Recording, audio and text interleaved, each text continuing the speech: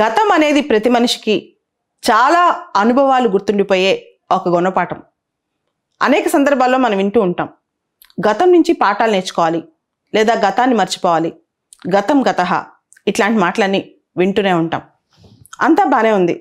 కొత్త ఇంకొక ట్రెండ్ వర్తమానంలో బతకాలి అని, అంటే ప్రతి ఒక్కళ్ళు ప్రజెంట్ మూమెంట్లో బతకాలి అని. దానిలో కూడా ఏం తప్పలేదు.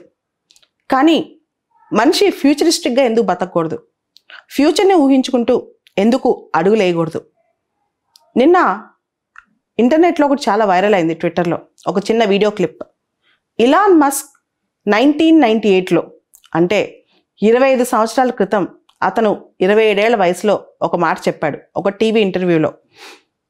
దానిలో ఒక మాట ఉంటుందన్నమాట, ప్రపంచంలో వచ్చే 25 సంవత్సరాల్లో ఏలబోయేది internet, TV, radio, media, print media, electronic media ఇవన్నీ కూడా ఇంటర్నెట్ ముందు దిగదుడిపాయి. ఇంటర్నెట్టే రాజ్యం వెళ్ళబోతోంది.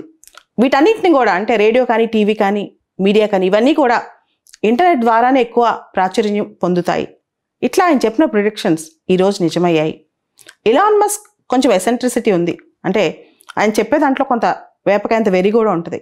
కానీ చాలా వాటిలో ఫ్యూచర్ ప్రిడిక్షన్స్ చేయగలిగే వాళ్ళే గొప్ప గొప్ప విజనరీస్, దార్శనికులు అయ్యారు.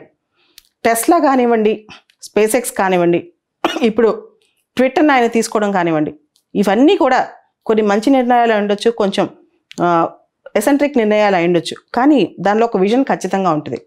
ఎప్పుడైనా సరే ఒక ముందడుగు వేసే వ్యక్తి ఖచ్చితంగా ఈ జీవిత కాలంలో అనేక ముందడుగులు వేస్తూనే వెళ్తాడు. చాలా నిర్ణయాలు ఫ్యూచరిస్టిక్గా తీసుకుంటూనే ఉంటారు.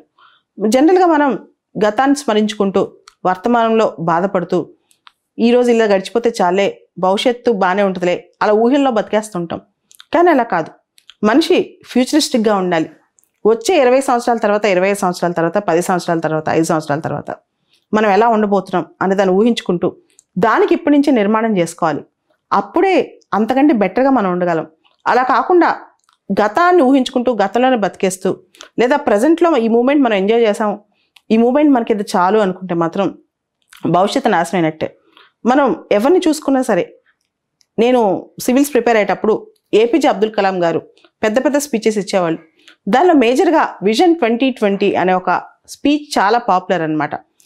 ఆయనకి తెలిసే ఉంటుంది 2020 నాటికి ఆయన బతుకుండకపోవచ్చు అని. కానీ మనందరికి ఒక విజన్ ఇచ్చేళ్ళారు. అలా ప్రతి ఒక్క జీవితంలో ఒక విజన్ ఉండాలి. అది 2025 ఉండొచ్చు, 2030 ఉండొచ్చు, 2035 ఉండొచ్చు. కానీ అట్లాంటి విజన్ అనేది ప్రతి వ్యక్తికి చాలా అవసరం. అలానే భవిష్యత్తులో ఎలా ఉండబోతుంది, the future ahead, the future destine or the future we are going to actually frame, the future we are going to launch.